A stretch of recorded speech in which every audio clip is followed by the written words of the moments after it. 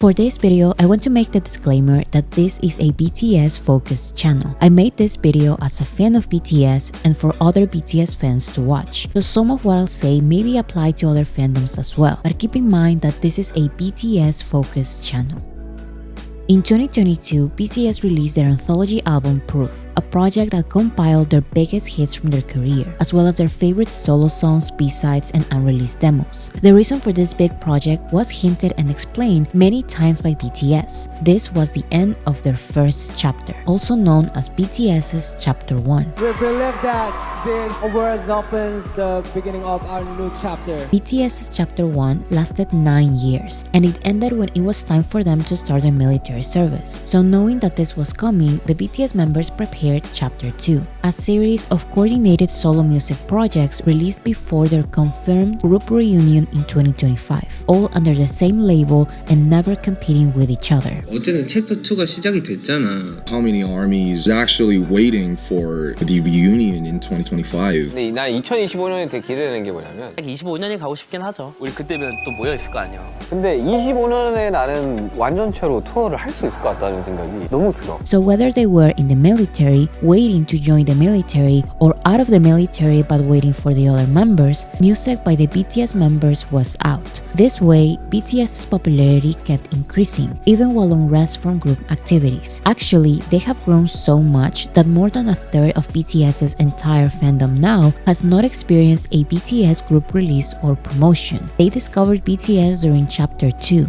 the solo era. Because of this, the fandom has changed a lot. Chapter 1 armies saw BTS grow from a small group from an almost bankrupt company to the biggest band in the world. So Chapter 1 armies don't just know about the injustices, sabotage, and discrimination that BTS went through. They saw it happening firsthand. So although not perfect, for 9 years, Chapter 1 armies carried an enthusiasm for guidelines, practices, and rules of fandom etiquette. And whenever a mistake happened, Chapter 1 armies were present to learn from their mistakes. But unfortunately, the practice of these guidelines have debilitated significantly during Chapter 2, as more fans unfamiliar with the fandom's etiquette and lived experiences started joining. 이상한 소리 하시는 분들 왜 이렇게 많아? 반했어요, 여러분. Because of this, another practice has increased in the fandom: gatekeeping. In general terms, gatekeeping is the activity of trying to control who gets particular resources, power, or opportunities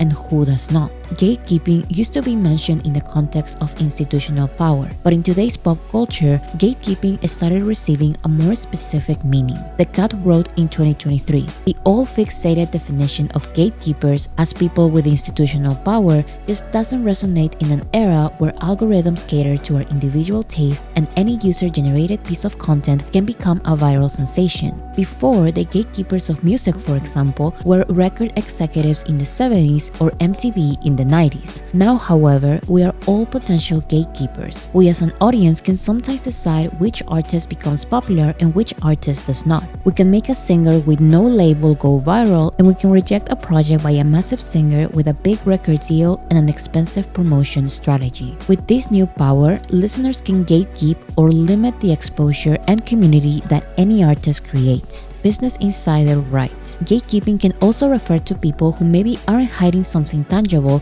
but are telling others they are not entitled to an opinion or behavior. The gatekeepers of music may not only tell new listeners that they are not real fans, gatekeepers may also purposefully or accidentally sabotage certain aspects of the career of their favorite artists in the fear that they become too big, too mainstream." In the case of BTS, the successful solo careers of the BTS members during Chapter 2 have opened the doors to a lot of new fans unfamiliar with BTS's group dynamic. This is why some Chapter 1 armies feel the need to protect the community it was once organized and goal-oriented. But is this really helping protect the fandom, or is it scaring the audience that the artists themselves are promoting for?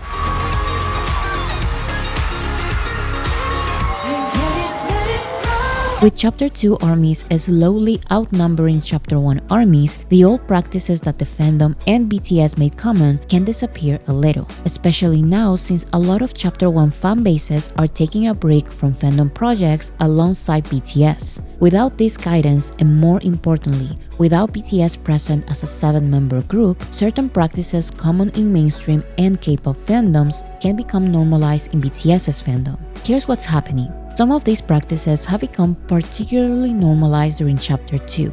It's true, but gatekeeping being an army has controlled this a little. It's not entirely out of our hands, at least not right now. Here are some examples of how the gatekeeping of BTS has prevented some negative practices from growing in the fandom. I did not wait a year and a half to watch this in the crowd. One of the most common downsides of becoming an artist with more casual listeners than dedicated fans is the dead crowds in concerts. These are venues filled with casual listeners who only know a couple of popular songs and who feel too cool to cheer or sing out loud.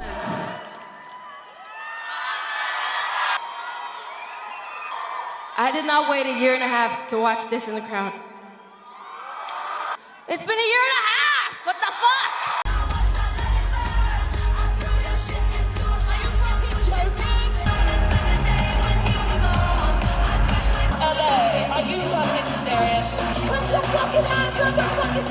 It's so weird that VIP thinks they're so way too cool to do this. 5, 6, 7, if you finally try, do it or I'm calling you on stage. Compare this to an audience filled with fans familiar with the artist's discography and unafraid of having fun. Since Chapter 1, BTS made it very clear that the thing they enjoy the most as artists is the live concerts. They've shown that interviews, celebrity events, after parties, and pre-recorded performances are things they have to do sometimes, but they don't show much excitement about them. Sometimes they avoid them. 팝스타 막 이런 사람들은 끝나고 막 약간 막 애프터 파티하고 막 이런 게 물론 다 그렇진 않겠지만 나에게는 그런 거 따윈 없다. 돌려서 자야 된다. But their main reason to release music is to perform in front of people. 4월 콘서트는 취소.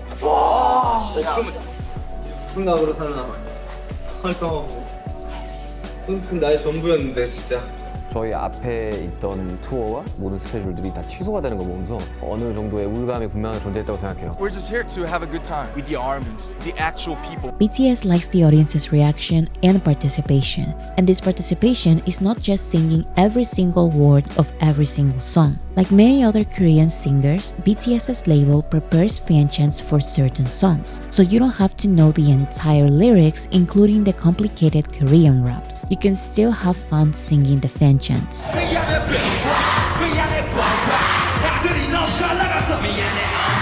Now, this is not mandatory. The rule is not to learn all their lyrics or all their fan chants. The rule is to be familiar with the music you're paying to see live, and most importantly, to have fun. Don't just stay there recording.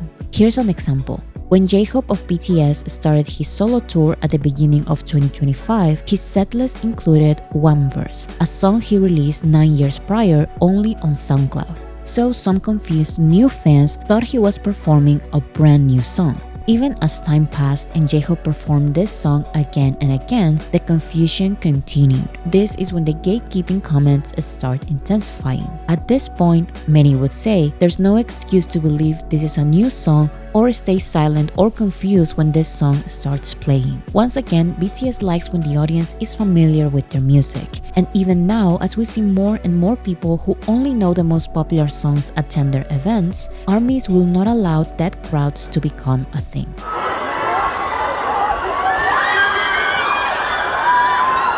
In mainstream fandoms, fan mania is common and accepted. It is even seen as powerful. The crazier the fandom acts, the more famous the artist is. And fan mania is something fandoms are proud of. However, in the ARMY fandom, this craziness is not welcome or celebrated by fans or BTS themselves. Think of the stereotype of the screaming young fans, for example. The fandom has learned over the years that there are moments when cheering is welcomed by the BTS members, and there are moments when cheering becomes an interruption. Is anyone... Don't even know what the question is yet. We have, for example, this 2019 iHeartRadio interview. Here, only a small group of fans got the chance to be part of the audience of a more personal interview in LA. But fans were being loud, disruptive, and worst of all, feeling the entitlement of joking about them as if they were BTS's close friends. Which one of the guys is most likely to mess up one of their dance routines? I'm not wrong. All right, never mind. Cut. Hey, nothing. Cut. We are perfect. You're perfect. The BTS members were visibly uncomfortable by the audience's response, so this behavior was criticized by the fandom online. BTS attended the same show the following year, and although it was still a little hectic, overall, there was an improvement on the fandom's etiquette, and for what I could see, the newer, younger fans are still learning this lesson. Don't just act crazy for the sake of being crazy. Even cheering when it's appropriate, it's a big deal. Higgins, can you explain how? It all comes down to respect and common sense. In concerts, festivals, red carpets, award shows, or any promoted public appearance, showing up and cheering loudly is more than welcome, as long as 1, it doesn't create a disturbance, and 2, everyone is safe, the artist and the fans. During Chapter 2, there were some instances when fans totally disregarded this safety rule. They are too insistent on being the main character. They get so close to the artist that it becomes completely unacceptable. Like I mentioned, these moments are heavily criticized by ARMYs because this being common in other fandoms is not an excuse. And it's important for new ARMYs to learn how seriously the fandom and BTS take the safety aspect. This is why self-organization was a big thing for Chapter 1 ARMYs. If a venue's staff is not organized, ARMY creates their own lines, moves traffic, and starts their own initiatives. One popular initiative in the fandom is the famous Purple Ribbon Project. In 2018, a group of ARMYs used purple ribbons to protect BTS from the crowd showing up during their arrival at LAX. The project was successful and kept the BTS members, fans, and regular passengers safe. Soon, other cities and countries joined the project, and BTS acknowledged and thanked ARMYs for the initiative. At the LAX, they got those purple ribbons for the security in the airport and outside the airport. They did it themselves. They brought some purple ribbons and they kept the safety. They did it themselves. So it was very safe. Purple ribbons you had was a shock. They had this purple ribbon in the airport and they kept the safety from us. This is why, if you're a new fan and don't follow these initiatives, the gatekeeping starts. You are the other one out. You are causing a disturbance. You are not a real fan. Everybody, out of the way! Throughout this video, I've mentioned that the fandom is not perfect, and this is why it keeps evolving. For example, the Purple Ribbon Project was an excellent initiative until it wasn't, and this has something to do with privacy. In many mainstream fandoms, knowing the personal lives of the artists is pretty common. Who are their parents, their siblings, their best friends? Where do they live? Which countries are they visiting? However, BTS has always maintained their private lives very private, and ARMYs don't really know all of this personal information. I still don't know how many siblings the BTS members have or how their parents look like, and I ran a BTS-focused YouTube channel. My point is that ARMYs value BTS's privacy more than any other fandom I've seen. ARMYs have accidentally met the BTS members in different places around the world, and they didn't say anything to anyone about their location until the BTS members themselves shared pictures. Or thank ARMYs for pretending not to know them. When BTS had their military entrance ceremonies, they asked fans not to show up, so ARMYs simply didn't show up. This is so rare in K-pop fandoms that even the paparazzi was surprised. 말을 잘 들어?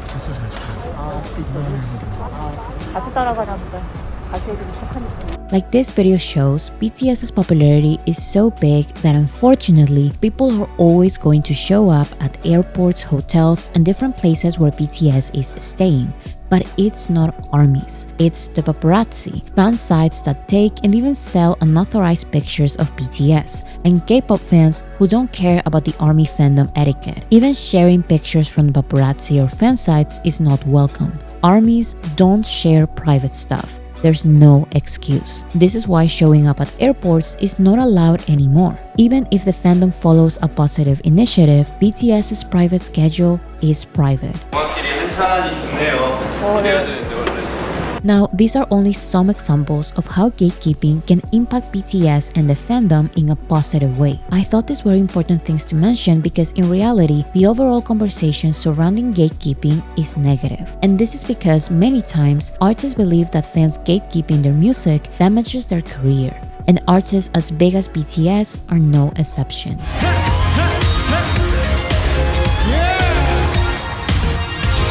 When we think about gatekeepers in general, we think of the gatekeeping being mostly done by people who feel entitled enough to decide who gets to be a fan and who doesn't. They may think who is knowledgeable enough or cool enough to be a real fan. This can be extremely damaging to a small and growing artist because their careers can disappear overnight. On the other hand, gatekeeping may not necessarily end the career of the big artist, but it can create a hostile community that even the artists themselves may be frustrated by. Big fandoms can also scare away the specific audiences the artist was promoting for. Think of how gatekeeping has prevented certain musical movements from going mainstream. Fans feeling betrayed when their band connects with the mainstream. Fans calling out people for not knowing multiple songs of the bands on their shirts. No songs by them though. No. Oh, that's tough. You might want to zip up that jacket now, not let anybody. Or being extra strict about terms and specifications of subgenres, I believe can make young people not excited for bands anymore. This is a real complaint by band members and band developers nowadays, because the new generations of fans could have been part of that mainstream audience gatekeepers are alienating. Of course, gatekeeping is only one of many factors for the decline and fall of certain fandoms, but I thought it was important to bring up because no matter how big a movement or fandom is, gatekeeping can help flip things around, and retirement or disbandment are possibilities. Of course, that would be the extreme consequence of gatekeeping an artist, and there are usually other factors that come into play as well. But expansion and growth are real goals for many artists, and working hard on promoting their music to certain audiences while their communities make it harder for them can be really demotivating. This happens in the BTS fandom a lot. Whenever someone from the general public who is apparently not a BTS fan uses a BTS song on social media, the gatekeepers of the fandom start doing their thing. If you use BTS's music, you have to name 5 songs. You have to announce whether you're ARMY. And don't you dare turn a BTS song into a trend. Casual listeners are not real fans and don't deserve to use BTS's music for their TikToks or edits or thirst traps. They are not knowledgeable enough or cool enough to be a real fan. And even crazier, they are not worthy enough to listen to BTS's music, even casually. The excuse for this extreme gatekeeping is repeated a million times. BTS already has a lot of real fans.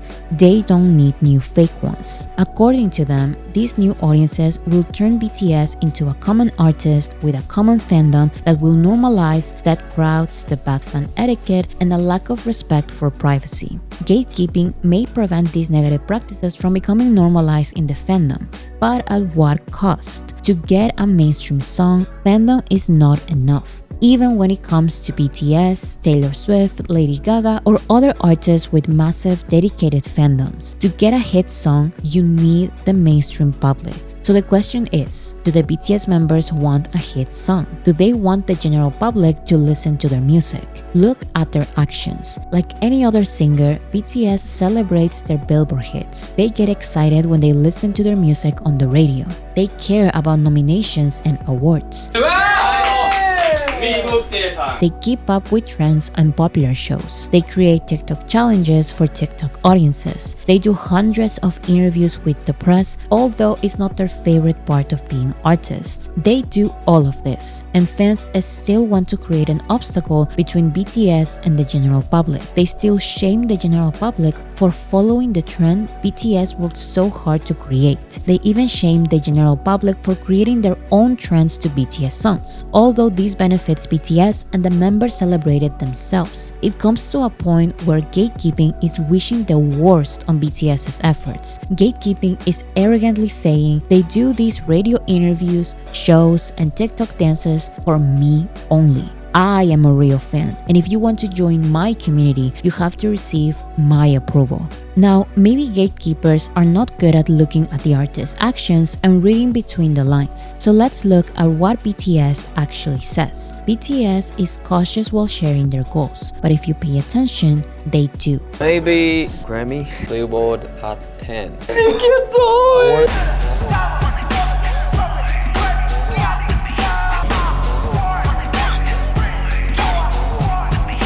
While BTS always mentions ARMY first, they have said they want their music, or more specifically, certain songs to be listened to by everyone, not just their fans. 목표는 확실하고요. 대중들이 즐기는 음악을 해보자가 첫 번째였던 것 같아요. 이제 많은 분들이 굉장히 이제 힘이 빠져 있는 그런 상황이라고 생각을 했는데 발표를 하게 되었죠. 많은 분들에게 힘이 되었습니다.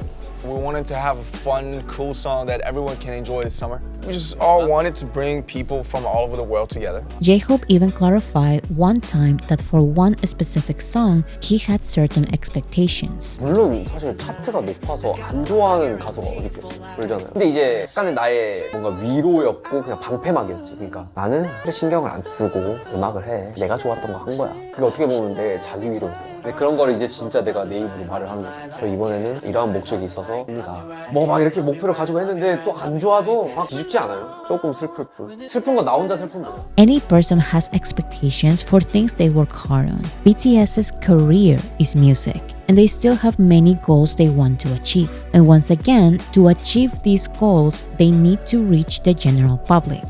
They know it. That's why they do all these promotions. Now, what I find weird and kind of sad about this clip is that J-Hope feels the need to explain that he's a normal person with goals and expectations. He needs to explain the obvious. Like any other person, artists have hopes and dreams. Artists feel sadness and disappointment too.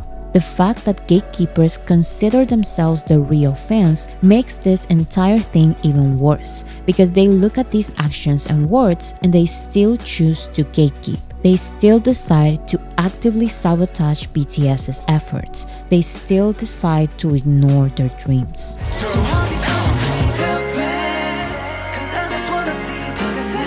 Gatekeeping the good practices in the fandom, many say, is not real gatekeeping.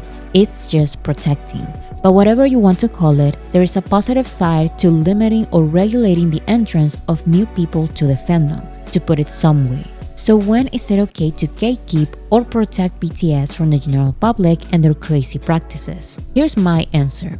Pay attention to the artist's intentions. Very rarely, the artist will say what their exact goals are, but you can still look at their actions. For BTS's anniversary, the members released songs dedicated to ARMY. These can be very personal and have no big promotions. Other times, BTS releases music with touchy subjects and personal experiences that a non-ARMY wouldn't understand. Sometimes they go as far as to hide certain songs from their discography because they only want the quote-unquote hardcore armies to go out of their way to listen to these personal songs. BTS is excited to share demos that ended up not being officially released, but they do it privately. When it comes to this type of content, I believe it's okay to gatekeep. These songs were not for non-armies to listen to, and the BTS members also dislike when any type of personal content made quote solely and entirely dedicated to armies reach the mainstream and even make it to the news.